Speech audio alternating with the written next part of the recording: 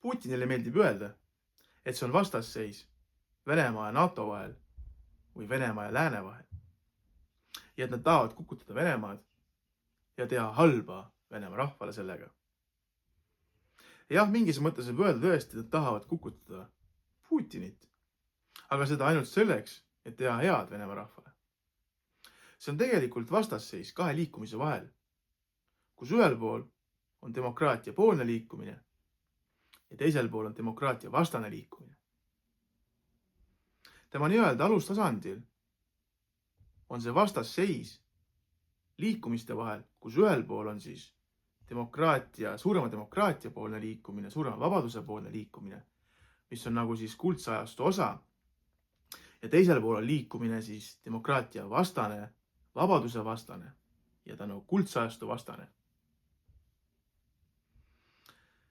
Demokraatiad peavad astuma üles järgmisele tasandile, kus kohas me ei saa eeldada seda, et kõik inimesed siin maailmas soovivad demokraatiat, soovivad vabadust ja heaolu.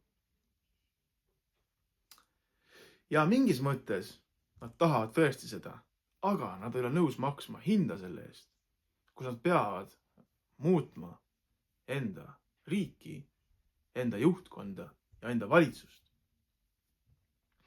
Ja samas me ei saa ka lasta endale eeldada seda, et sellepärast, et meie ei ole agressiivsed Venemaa ja Hiina vastu, ei ole ka nemad meie vastu agressiivsed. Praeguseks on aga moslemi terrorism langenud justkui tahaplaanile ja üles on tulnud surve peamiselt Venemaa ja Hiina poolt. Ja see on järgmine faas ja demokraatiad peavad nagu astuma sammu kõrgemale ja ära tundma selle. Oluline on kaitsta demokraatiaid ja mitte ainult, et nad jääksid siis ellu, vaid ka, et toimuks ikkagi edaspidine laienemine ja kasv.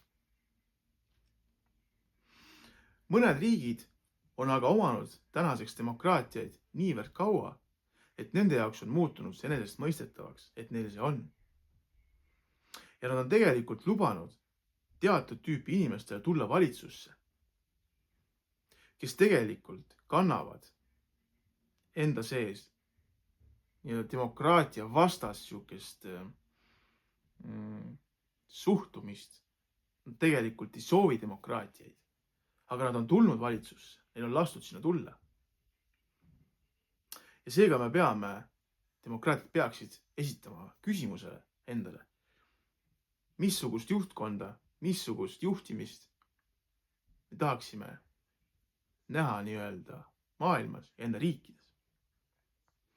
Ja samas me peaksime aga teadvustama endale seda, millist juhtimist me ei taha näha demokraatiates.